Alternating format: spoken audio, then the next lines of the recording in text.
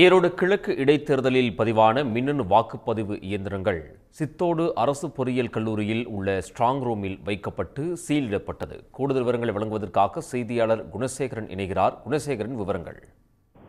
நிச்சயமாக ஈரோடு கிழக்கு தொகுதியினுடைய வாக்குப்பதிவு நேற்று நடைபெற்றது. காலை 7 மணி முதல் மாலை 6 மணி வரை நடைபெற்ற இந்த வாக்குப்பதிவில் 67.97% அளவிற்கு வாக்குகள் பதிவாகின.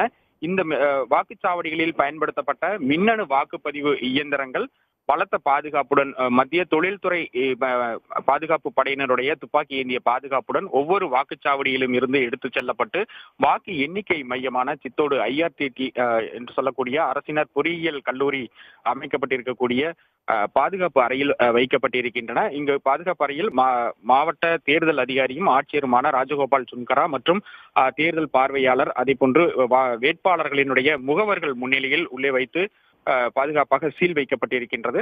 தற்பொழுது இந்த பாதுகாப்பு அறை மற்றும் வாக்கு எண்ணிக்கை மையத்திற்கும் 3 அடுக்கு பாதுகாப்பு என்பதும் போடப்பட்டிருக்கின்றது. வரக்கூடிய 8ஆம் தேதி நாளை மறுதினம் இந்த வாக்கு எண்ணிக்கை நடைபெறக்கூடிய நிலையில் அன்று அந்த சீல் அகற்றப்பட்டு அந்த வாக்குகள் எண்ணப்பட இருக்கின்றன.